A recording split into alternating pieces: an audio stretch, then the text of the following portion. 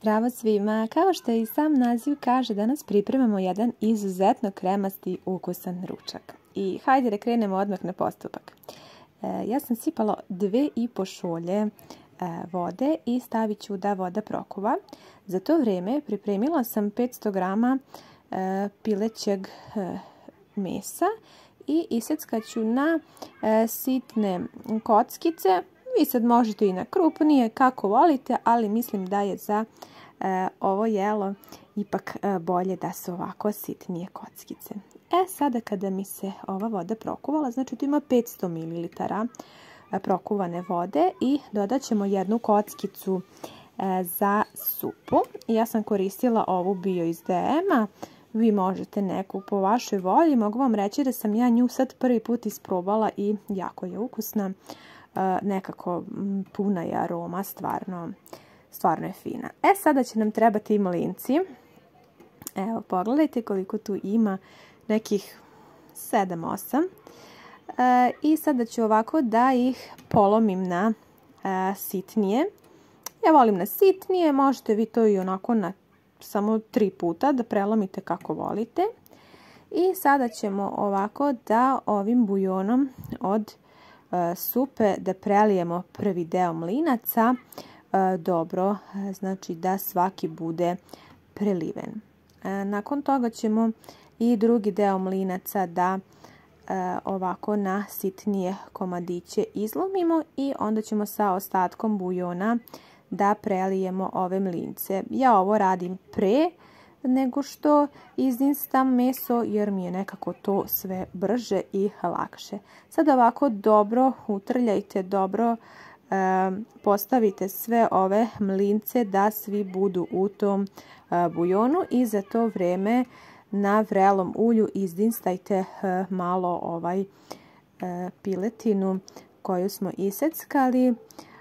Onako dinstajte nekih 5-10 minuta.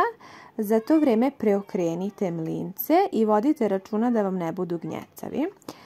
Što se tiče začina, ja sam dodala jednu kašiku vegete u ovo meso i dodat ću i vrlo malo bibera i to je sve od začina. S obzirom da i bujon u sebi ima začine i slanoću, nekako ne želim da preterujem, a bude to sasvim fino i ukusno. Vi naravno stavite od začina što vi volite. Sada procedite ove mlince, ostavite taj bujon od supe, ali procedite da ne budu gnjecavi. Dodat ću oko 300 ml pavlake za kuvanje. Ja sam toliko imala u frižideru. Vi možete tu i pola litre pavlake za kuvanje, a ja ću sada dodati neke druge sastojke da upotpunim još ovih 200 ml koliko mi fali. Dodat ću oko 2 kašike pavlake i vrlo malo jogurta. Vi sad ovdje možete dodati i malo sira. Ja ovog puta neću i sada ćemo da meso ovako krčkamo po nekih 10 minuta. Evo pogledajte, onako kada već počinje da dobije gustinu ovaj prelepi preukusan krem. Sada pripremite ovako manju tepsiju i prvo ću da uzmem ovako malo ovog krema od piletine, ovako 2-3 kutlače, da dole ne stavljam ulje, znači da mi ne bude masna tepsija, već ću staviti taj krem i onda ide red ovih naših mlinaca koji su stajali u bujonu, znači sad su već onako omekšali fini.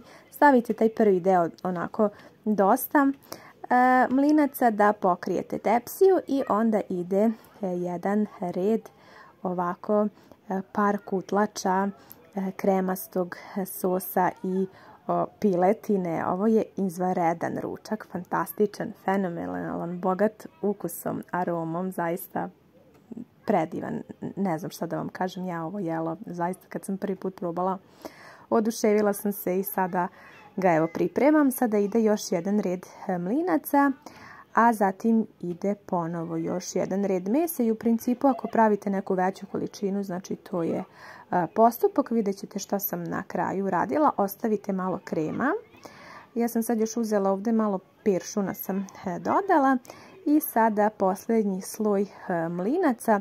Ovako dobro pazite da vam ostane, znači da možete da skroz prekrijete piletinu i onda sa ostatkom ovog krema od piletine prelite. Možete i sa buljonom od mlinaca što vam je ostalo i pečemo u rerni nekih 20-ak minuta pokriveno folijom, a posle toga vadite iz rerne, znači na 200 stepeni sam pekla. Pomešala sam ovako jogurt i 1 kašiku pavlake i prelila sam sa njom i sada ide dalje na pečenje. Pekla se još tačno 10 minuta, naravno otkriveno, bez folije i evo sada sam izvadila, znači toliko to bude fino i ukusno. Pogledajte i kako se to lako vadi, znači uopšte ne morate seći nožem, samo ovako lagano izvadite, sve ostaje ovako u komadu i sad ću vam preseći da vidite ukus, fantastično, znači ovo morate probati. Zaista nisam preterivala puno ni sa začinima, ali je svakako bilo toliko ukusno, toliko fino da zaista ako nikada niste probali, od srca preporuka. Meni je ukupno trebalo oko pola sata da pripremim, znači da propržim piletinu i da pripremim mlince, da stavim na pečenje i da imam savršen ručak, zaista svaka preporuka.